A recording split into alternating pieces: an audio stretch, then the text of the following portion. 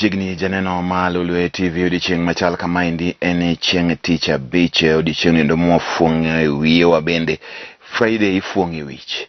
En odiochieng' endo ma gik mwatimo koro ok wakas ahinya. Mano emomiyo ber mar mondo mi wang'e to koro ang'o mantiere oboke. Kawuono wach te mantie oboke ni en mana wach achiel. Oboke ni lose wach mar budget. Budget. Koro oboke ogolo kore budget kako neno kaka nosome. Kata kamano endo wachaka negi manendo Malesta wach mantika endi ni attorney goes for betting, alcohol and cigarettes. Mano wach mantiere kaendi en ni koro sani endi omedo suru mano endo ne gigo machalo kaka kong'o, tuke mag betting kata upo nono. Tuke moko mitugo mana kipo nono kiyudo cha. En tugo no endo mar pote apata kata mago eko mag betting kanyakla gi jomath mag ndawa mafuong'o goro. Jogi te sani koro mednegi osuru. 3.3 trillion budget fails to address high living costs, maintains commodity taxes. Mae gimo nebeni koro ning'e ahinya. Ok ang'eyo gima inyalo tim at this level. Kwani kaka Kisumu sani endi chak osoromo 75 shillings. Ok nyal dhi kamano. En gima tek, ochako oingo ngima dhano kabisa. How budget affects you. Petroleum products exempted from additional 10% excise duty. Inflation tax on various household products to be reviewed accordingly. Maigi mwadwa winjo. Modongi wanyalo winjo bange. Mae mwadwa winjo. Borders to pay insurance for passengers. Sani koro boda kakoro bruti ngito nyaka koro ngema ber ni insurance maena gono endo. Menso ni koro insurance mar boda dhidhi malo. Koro jaboda churoni koro bedo ka koro golo insurance mantiere malo. Price of medicine could drop after tax exemption on various items. Wato ber maendi weche go mag yath odogane piny. Advertising on gambling, alcohol and cigarettes attracts 15% tax. Maendi makoro sani koro enyo joma ohero tugo mag gambling. No duty on import of eggs for hatching. Maendi e weche mantiere gin gik mang'eny ahinya masani koro ondik kaendi. No VAT on colostomy bags, adult diapers, breast implants. Magikonyo ni koro Kenyatta National Hospital oyudo 18.1 billion maendi mar tiyo tije ko mag thiedho oganda. Maendi en wach maber ahinya, onego dong kamano. Sambeni wach ni koro Ukuru ya Tani allocates 44.6 billion to IEBC for August 9th polls. Mane wach mantiere kanye ndo Ukuru ya Tani sani ndi koro ochiwo magweko madirom billion 44.6 magweko mag IEBC. Wanjiko left high and dry. Ano ka jinyoro nye nitie kaendi nitie nyaka jago moro kaendi makoro nye duok bech chiemo piny. Mane wach mane otimre tanyano ka jomake meko moko ni kare. Okone bedigi makamano endo timore. Ka ng'ato ywak mne ngima mar oganda ok mak ji josundo gi samoro wegi nikech samoro gima wacho no en gima lich. Polis mamake no bende samoro nitiere mnaga kere kike makadhe e weche masani koro thago oganda jo Kenya ni. Weche mag budget opong'o ka. Abro medo kaendi wach machielo kaendi en ni koro Raila increases Azimio top positions to stem friction. At least 8 parties are threatening to bolt out to join Kenya Kwanza. ODM leader Raila Odinga has expanded the topmost leadership of Azimio la Umoja movement to stem internal friction and threats to jump ship. It has been expanded from 7 to 11. Raila, who is the Azimio la Umoja One Kenya Alliance presidential candidate, said he is yet to pick his running mate. Magewe chairman Tiere Kanyo. Ballot papers to be bought in June and July, says Chebukati. Chebukati wachiniko Rombolo Tese mibro goyo mbulu magebro nyo dwe mara uchiel giri dwe mara biriyo ga uchiel kucha. Omiyo koro jibeda mos. Kwa dhi nyime kaendi en mna weche go mna mage mapod nitie kaendi pa josomo gi jondiko boke ndi ma The Star.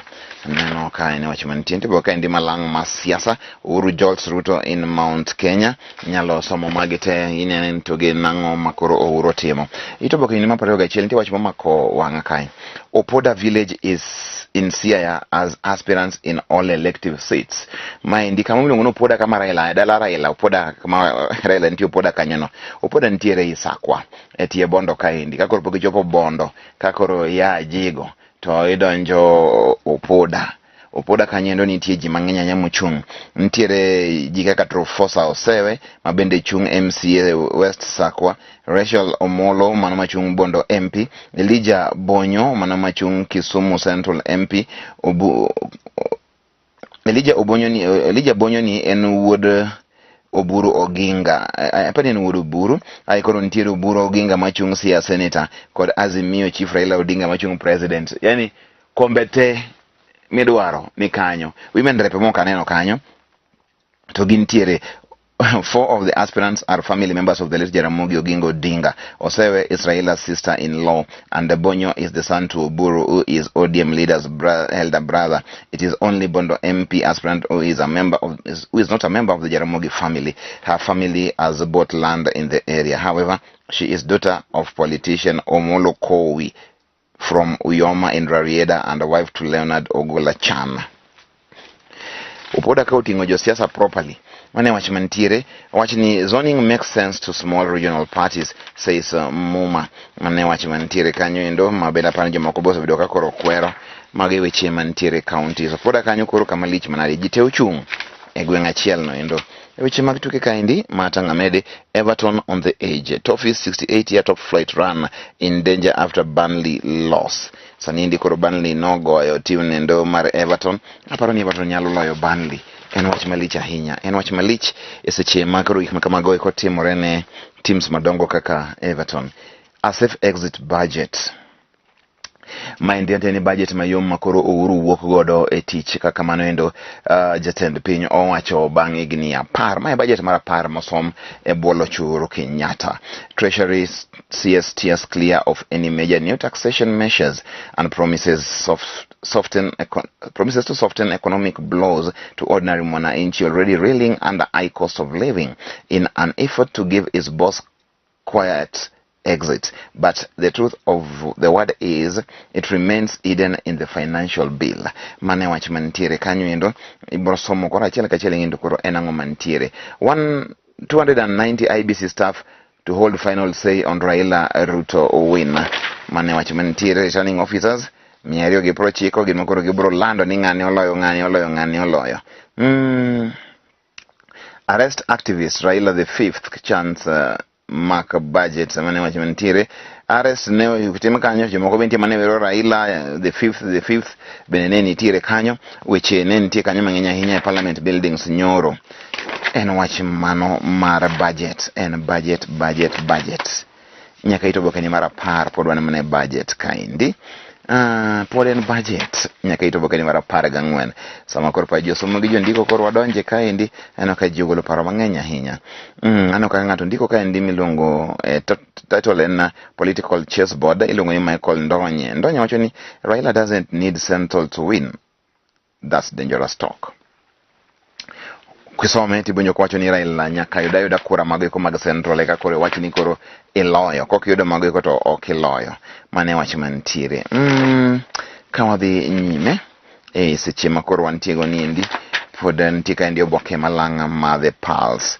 Inky affair inside the tattoo world. Maendi koro en oboke kaendi ma The Pulse. Rowere ohere nikech weche mang'eny ahinya magigolo e iye kaendi. Aintie jaber moro kamiluongo ni Brenda Maina. She is a singer, dancer and entertainer. She recently won the New Artist of the Year award at the 2021 PMVAs. Maendi en nyako maloso kuome longa ni Brenda Maina no into mago nyalo some oboke ma The Pulse. Rowere ang'en ohero ahinya. Kawadhi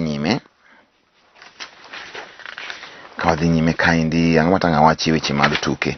Emani Benzema defying times to reach his best at 34. Mane ler mantiere kanyo Karim Benzema sani dhi nyime managi nyiso tugo maber ahinya mago eko ma bende koro wacho ni kosoro higni moro mogo to bende koro chako retire to kore kaenti at his best at his peak. Mano e wach mantiere kanyo. A budget for the people matini koro ma budget mar oganda. In striking delicate balance, National Treasury Cabinet Secretary Ukur Yatani yesterday sought to ensure sustained economic revival while addressing the high cost of living haunting many families and boosting social welfare spending. But with 800 billion funding deficit, his 3.3 trillion budget only means more debt pain for Kenyan taxpayers. Osome en budget mar trillion adek. To wacho ni nitiere bilion 800 manyaka yudi koa kuonde mamoko. Matiende ni pesa manitiere piny ma Kenya nyalo choko en trillion 2.2.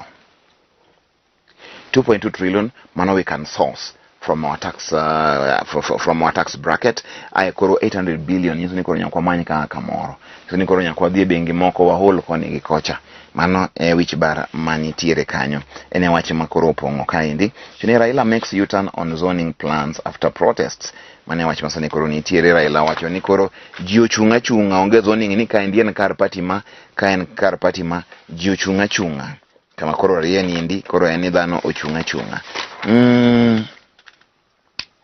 Yes, Yatani says basic items to be excluded from tax reviews.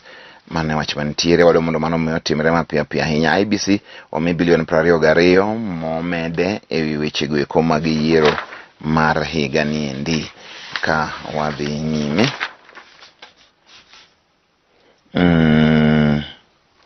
Education wins big with the TSA getting 16 billion more. Mane wach mantiere kanyindo aneno ka migawo mar somo no mi pesa mang'eny ahinya. Aneno ka Okuro Third Way Alliance leader Ekuru Aukot addresses journalists in Meru on October 8th. He has pledged to revive Punguza Mzigo bill. Aukot dwa chung kendo aneno ka ndio ikre mar mondo mi ochako chung. Mandie na Aukot. Third Way Alliance leader Ekuru Aukot will join 3 other presidential aspirants to create formidable third force on the August 9th elections. Mane wachema ntiere kanyendo.